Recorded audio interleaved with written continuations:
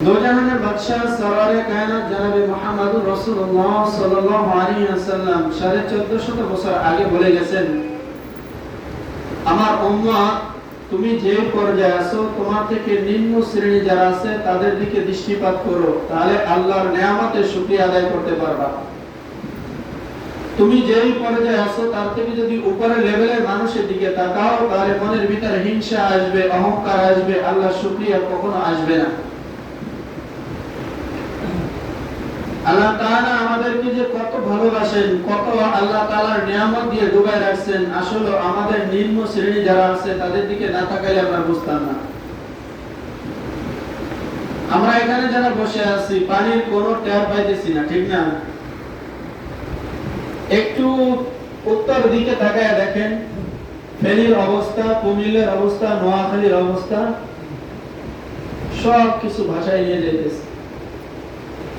শিশুদের পর্যন্ত একটা তেনা সুতার তেনা পর্যন্ত বাইর করতে পারতেছে না। এজন্য তো কবি বলছেন, সকালবেলা ধনী ব্যক্তি ফকির সন্ধ্যাবেলা, নদীর একুল ভাঙে অকুল গড়ে, এই তো নদীর খেলা।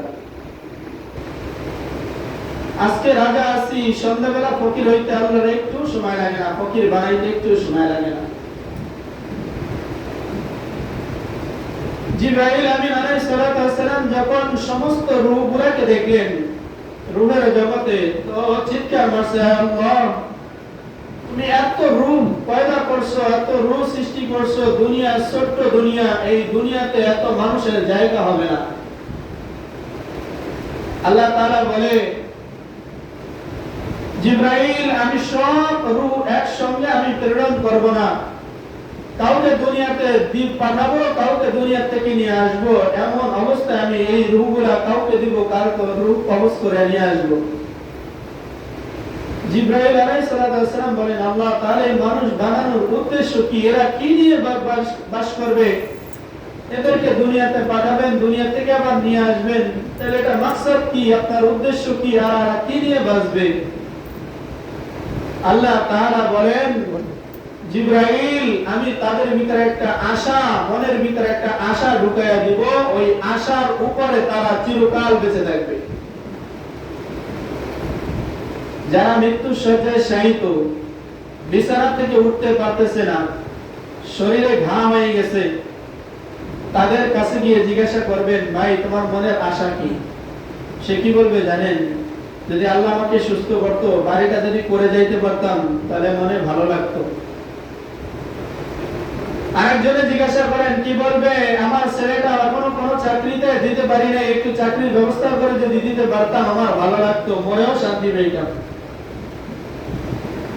মনের ভিতরে আশা, যে ব্যক্তি মৃত্যুর পথে যাত্রী হয়ে গেছে তার ভিতরে আশা, আল্লাহ যদি বাঁচায় রাখতো, ঘরটা যদি করে যাইতাম, ছেলেটাকে যদি বিদেশে পাঠাইতে পারতাম, ভালো যদি একটা চাকরি দিতে পারতাম, আমার পরিবার পরিজনের জন্য যদি কিছু জোগাড় করে যেতে পারতাম, এই এক আশা, এই আশা দিয়ে আল্লাহ তাআলা তাদের আমাদেরকে বাঁচায় রাখছে। নোয়াখালীর মানুষ, ফেনীর মানুষ, তারা কি বুঝতো, তারা কি জানতো আজকে পানির প্লাবনে সব ভাষায় নেবে? বড় আশা করে বাড়ি নির্মাণ করছে, বড় আশা করে গরুর খামার করছে, মুরগির খামার করছে, এক রাত্রিতে সব নিমেষে শেষ করে দিচ্ছে।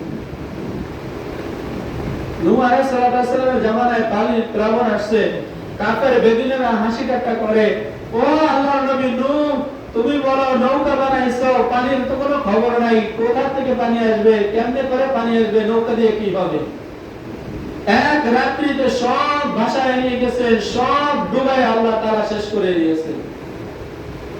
আল্লাহ সময় লাগে? সময় লাগে না। আল্লাহ তাআলা এই জমিনকে ভাষায় দিতে সময় লাগে না। আরে মানুষ এই জমিন আল্লাহর কাছে দৈনিক ফরিয়াদ করে, আয় আল্লাহ আমাকে একটু পারমিশন দাও। আল্লাহ ডাক দিয়ে বলেন, কি পারমিশন চাও জমিন, আমাকে বলো। জমিন ডাক দিয়ে বলে, আল্লাহ তোমার নাফরমান বান্দা আমার জমিনের পিঠ দিয়ে চলে, বড় অহংকার করে চলে, দম্ভ করে চলে, তোমার নিয়ামত ভক্ষণ করে, তোমার দেওয়া নিয়ামত খায়। আল্লাহ তোমার শুকরিয়া আদায় করে না, তোমার পায়ে কুদরতি পায়ে সিজদা লাগায় না। আমি জমি আমার সহ্য হয় না, একটু অনুমতি দাও আমি জমিনটাকে গ্রাস করে ফেলি। জমিন দৈনিক আল্লাহর কাছে ফরিয়াদ করে আমাদেরকে শেষ করার জন্য। আল্লাহ কি বলে, না জমিন একটু থামো, একটু সবর করো, দেখি আমার বান্দা ফিরে আসেনি, একটু তওবা করেনি। কত ভালোবাসা আল্লাহ। দুনিয়ার সিস্টেম দেখেন, আমাদের জন্য যা বেশি প্রয়োজন আল্লাহ তাআলা বিনা পয়সায় দিয়েছে, ফ্রি করে দিয়েছে। সাপোজ একটু বুঝেন, কোন একজন অসুস্থ হয়ে গেছে, হাসপাতালে ভর্তি, অক্সিজেন দিয়ে সর্বোচ্চ 1 ঘন্টা রাখছে, কত টাকা বিল দেওয়া লাগে? হিসাব আছে? আল্লাহ তাআলা আমাদেরকে বিনা পয়সায়, বিনা চিকিৎসায় আল্লাহ তাআলা আমাদেরকে দৈনিক 24 ঘন্টা অক্সিজেন দিতেছে। বিনিময় কি চায় আল্লাহ? টাকা চায়, পয়সা চায়? আল্লাহ বলে, বান্দা তোকে আমি সৃষ্টি করছি শুধু আমার গোলামি করার জন্য, এই জন্য তোকে আমি অক্সিজেন ফ্রি করে দিছি। একটা টাকাও আমি চাই না। বনি ইসরাইলের এক লোক 200 বছর ইবাদত বন্দেগী করছে। 200 বছর ইবাদত বন্দেগী করার পরে হাসরের ময়দানে তাকে যখন উঠাইছে, আল্লাহ তাআলা জিজ্ঞাসা করে, বান্দা হিসাব নিয়ে জান্নাত দেব না বিনা হিসাবে বা রহমত দিয়ে জান্নাত দিব? আবেগ ব্যক্তির মনে কৌতূহল জাগলো, আরে আমি তো আল্লাহর সন্তুষ্টির জন্যই আমি 200 বছর ইবাদত করছি, দেখি একটু হিসাব দিয়েই জান্নাতে যাই। না, আমি তো মানুষ দেখানোর জন্য করি নাই, শুধুমাত্র আল্লাহ তাআলার রাজির জন্যই তো ইবাদত করছি, একটু হিসাব দিয়েই যাই, গুনাহ তো করি নাই। মনে মনে ধারণা করছে। আল্লাহ একজন ফেরেশতাকে পাঠাই দিয়েছে, যাও তাকে একটু ঘুরাই নিয়ে আসো।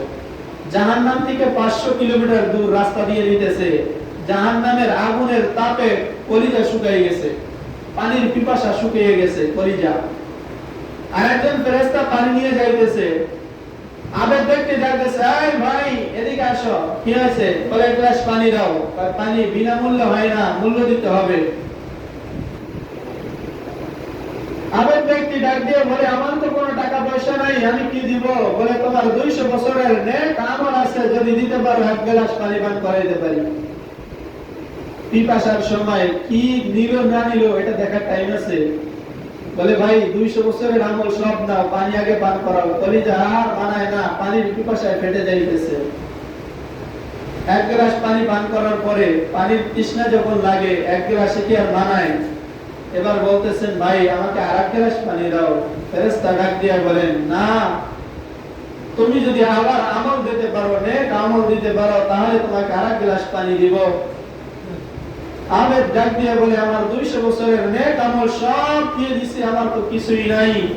আল্লাহ তখন ডাক দিয়ে বলে, বান্দা এবার চিন্তা করে দেখো, দুনিয়াতে কত গ্লাস পানি পান করছো? বান্দা তুমি আমার ইবাদত করছো, তোমাকে আমি কিছুই বলি নাই। তুমি যত ইবাদত করছো, আমার নিয়ামত কতগুলো তুমি ভক্ষণ করছো, কত হাজার গ্লাস পানি না, কত অক্সিজেন গ্রহণ করছো, কত হাজার গ্লাস পানি পান করছো, আমার দেওয়া জমিনে বিচরণ করছো, আমার দেওয়া নিয়ামত ভক্ষণ করছো। বান্দা এবার বলো, হিসাব দিয়ে জান্নাতে যাবা না আমার রহমত দিয়ে জান্নাতে যাবা? আবেদ ডাক দিয়ে বলে, আল্লাহ